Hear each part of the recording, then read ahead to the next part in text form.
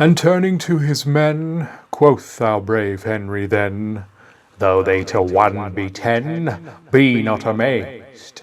Yet have we well begun, battles so bravely won, have ever to the sun by fame been raised."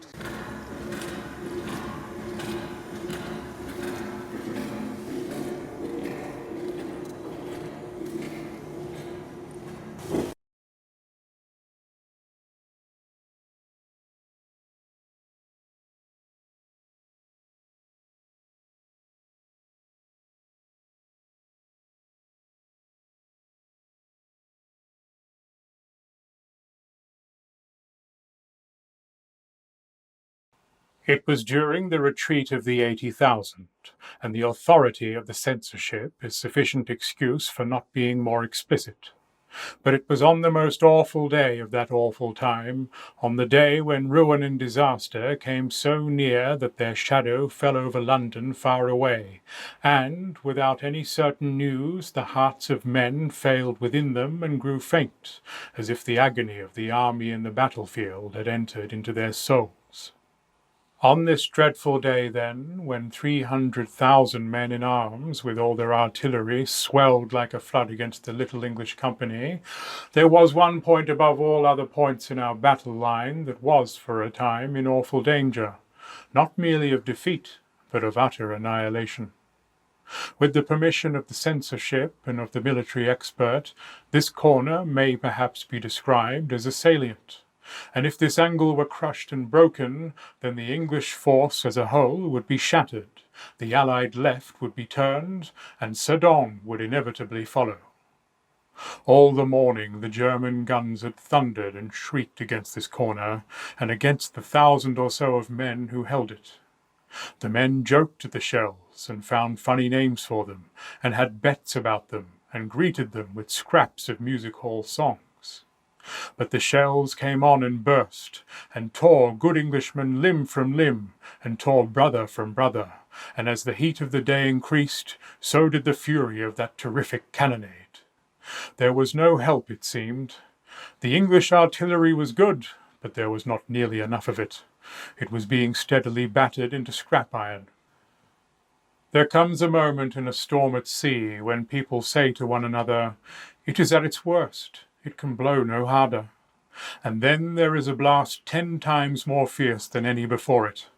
So it was in these British trenches.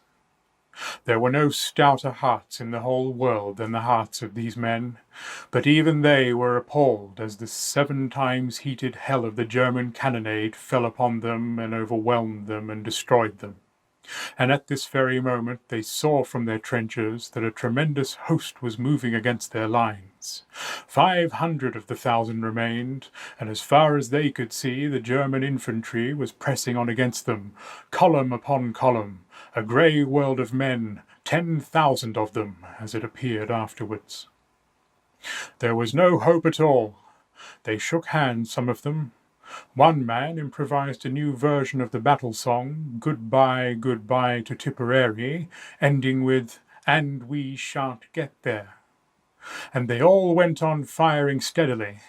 The officer pointed out that such an opportunity for high-class fancy shooting might never occur again. The Tipperary humorist asked, "What price Sydney Street?" And the few machine guns did their best. But everybody knew it was of no use. The dead grey bodies lay in companies and battalions, as others came on and on and on, and they swarmed and stirred, and advanced from beyond and beyond. "World without end, amen," said one of the British soldiers with some irrelevance as he took aim and fired. And then he remembered, he says he cannot think why or wherefore, a queer vegetarian restaurant in London, where he had once or twice eaten eccentric dishes of cutlets made of lentils and nuts that pretended to be steak. On all the plates in this restaurant there was printed a figure of St. George in blue, with the motto, "Adsit Anglis Sanctus Georgius." May St. George be a present help to the English. This soldier happened to know Latin and other useless things, and now, as he fired at his man in the grey advancing mass, 300 yards away, he uttered the pious vegetarian motto.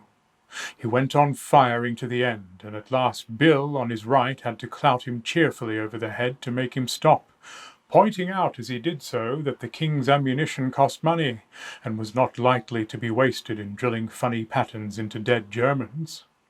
For, as the Latin scholar uttered his invocation, he felt something between a shudder and an electric shock pass through his body.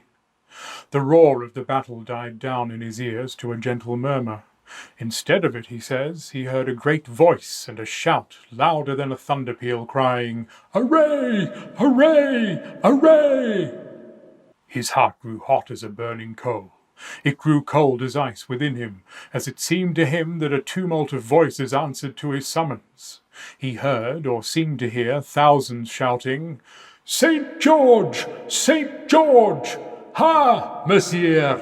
Ha, sweet saint! Grant us good deliverance! St. George for merry England! Hurrah! Hurrah! Monseigneur St. George, succour us! Ha, St. George! Ha, St. George! A long bow and a strong bow! Heaven's knight, aid us!" And as the soldier heard these voices, he saw before him, beyond the trench, a long line of shapes with a shining about them. They were like men who drew the bow, and with another shout their cloud of arrows flew singing and tingling through the air towards the German hosts. The other men in the trench were firing all the while. They had no hope, but they aimed just as if they had been shooting at Bisley. Suddenly one of them lifted up his voice in the plainest English.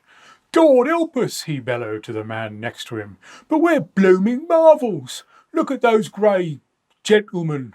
Look at them! Do you see them? They're not going down in dozens nor in hundreds. It's thousands, it is! Look! Look! There's a regiment gone while I'm talking to you." "Shut it," the other soldier bellowed, taking aim. "What are you gassing about?" But he gulped with astonishment even as he spoke, for indeed the grey men were falling by the thousands. The English could hear the guttural scream of the German officers, the crackle of their revolvers as they shot the reluctant, and still line after line crashed to the earth. All the while the Latin-bred soldier heard the cry, "Hurrah! Hurrah! Monseigneur, dear saint, quick to our aid! St. George, help us! High Chevalier, defend us!" The singing arrows fled so swift and thick that they darkened the air. The heathen horde melted from before them. "More machine guns!" Bill yelled to Tom. "Don't hear them," Tom yelled back, "but thank God anyway, they've got it in the neck." In fact, there were 10,000 dead German soldiers left before that salient of the English army, and consequently there was no Sedan. In Germany, a country ruled by scientific principles, the great General Staff decided that the contemptible English must have employed shells containing an unknown gas of a poisonous nature, as no wounds were discernible on the bodies of the dead German soldiers. But the man who knew what nuts tasted like when they called themselves steak knew also that St. George had brought his Agincourt Bowmen to help the English.